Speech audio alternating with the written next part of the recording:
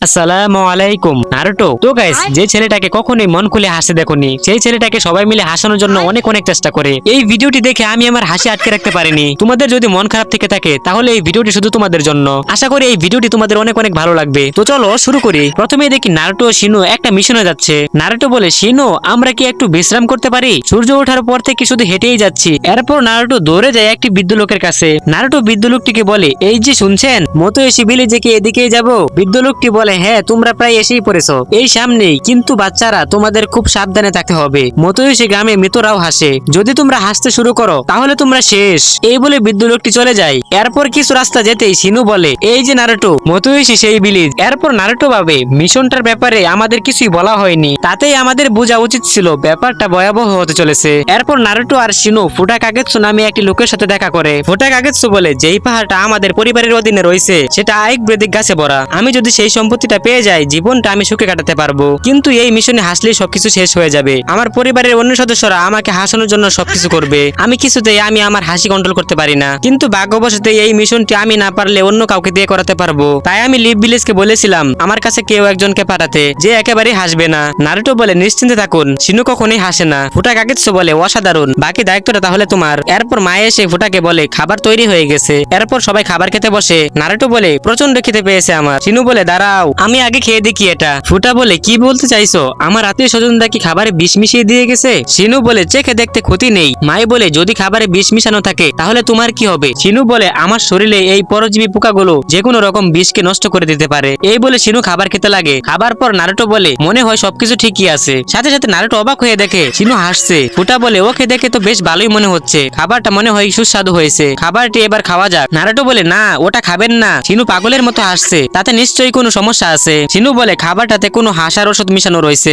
এই বলে পাগলের মতো হাসতে থাকে। ফুটা বলে, আমার পরিবারের কেউ এটা করতে পারলো? শিনু বলে, ওষুধটা যাই হোক না কেন, পোকাগুলোর উপরেও এর প্রভাব পড়েছে। ফুটা বলে, কালকের মিশনের তাহলে কি হবে? এদিকে নারুটো মনে মনে বলে, এবার আমার সত্যিই খুব ভয় লাগছে। সাথে সাথে শিনু বলে, নারুটো, আমাদের লিভ ভিলেজের সাথে এখন যোগাযোগ করার সময় নেই। এই শুনে নারুটো হা করে আছে। শিনু বলে, এটা তোমাকে করতে হবে, তোমাকে আমার জায়গায় কাজ করে দেখাতে হবে। নারুটো বলে, অসম্ভব। ফুটা বলে, আসলে নারুটো, সিদ্ধান্তটা তোমারই, কিন্তু আমি জানি না তুমি এটা করতে পারবে কিনা। নারুটো বলে, হ্যাঁ, আমিও এটাই ভাবছি। এরপর মিশনের দিন সুকিকো আর তার টিম আসে। সুকিকো বলে, এই বাচ্চাটাকে? ফুটা বলে, আমার শরীরটা ভালো নেই, তাই নারুটো আমার হয়ে দায়িত্বটা পালন করবে। সুকিকো বলে, মনে রেখো, যদি মিশনে হেসে ফেলে তাহলে তুমি তোমার সবকিছু হারাবে। নারুটোকে বলে, নিজের খেয়াল রেখো ইয়াং ম্যান। ফুটা নারুটোকে বলে, এ হলো আমার বড় বোন, ও অনেক ধনী, কিন্তু তাও আমার বাবার সম্পত্তির উপর অনেক লোভ আছে। সুকিকো ভাবে বাচ্চা একটা খুব সহজেই হারানো যাবে। এরপর শুরু হয় মিশন। নারুটো দেখে একটি টাকলুর মাথায় 3টি চুল। হঠাৎ করে একটি চুল নারুটোর নাকের পাশ দিয়ে উড়ে যায়। নারুটো হাসার অনেক অনেক চেষ্টা করে, কিন্তু নারুটো হাসতে পারে না। নারুটো ফুটাকে বলে,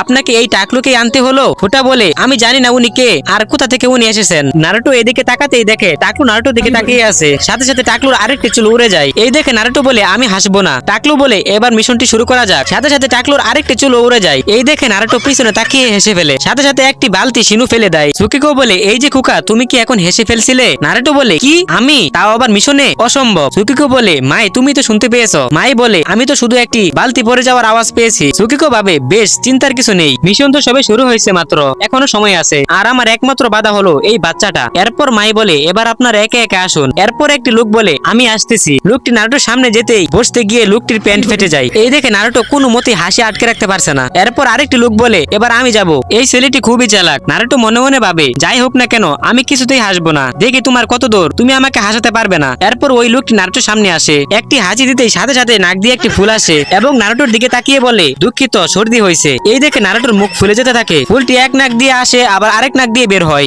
এই দেখে নারুটো মুখে হাত দিয়ে হাসি আটকানোর অনেক চেষ্টা করে। সুকিকো ভাবে, যতটা সহজ ভেবেছিলাম তার থেকেও বেশি কঠিন, কিন্তু কতক্ষণ ও আর তার হাসি আটকে রাখতে পারবে? মিশনটা শেষ হওয়ার আগে যেভাবেই হোক ওকে আমি হাসাবো। এরপর সুকিকোর হাজবেন্ড নারুটোর সামনে এসে নারুটোকে অনেক হাসানোর চেষ্টা করে। এই দেখে নারুটোর অবস্থা ঠিক এইরকম হয়ে যায়। এরপর ফুটার বাবা আসে, সবাই অবাক হয়ে যায়। ফুটা বলে, বাবা, তুমি বেঁচে আছো? ফুটার বাবা বলে, আমি এটাই দেখতে চেয়েছিলাম যে আমি না থাকলে তোমরা একসাথে থাকো কিনা। কারণ দেখো, এক সময় আমরা ধনী না, গরিব ছিলাম, কিন্তু তখন আমরা মন খুলে হাসতাম, কিন্তু ধনী হওয়ার পর আমরা হাসতেই ভুলে গেলাম। তাই হাসিটা যে জীবনে কতটা গুরুত্বপূর্ণ এটাই আমি আমার পরিবারকে বোঝানোর চেষ্টা করেছি। তাই এই জন্য আমি এই বোকা বোকা মিশনগুলো বানিয়েছিলাম, যাতে সবাই ফুটাকে হাসানোর জন্য অস্থির হয়ে পড়ে। এরপর সুকিকো তার ভুল বুঝতে পারে। এরপর সবাই মন খুলে হাসতে থাকে। এরপর নারুটো শিনু হিডিলি ভিলেজে যেতে থাকে। তো গাইস, ভিডিওটি এই পর্যন্তই। ভিডিওটি যদি তোমাদের ভালো লাগে তো অবশ্যই লাইক করো, চ্যানেলটি চ্যানেলটি সাবস্ক্রাইব করো। তো দেখা হবে নতুন কোনো ভিডিওতে। তোমরা সবাই ভালো থাকবে, সুস্থ থাকবে। তো আপাতত বাই।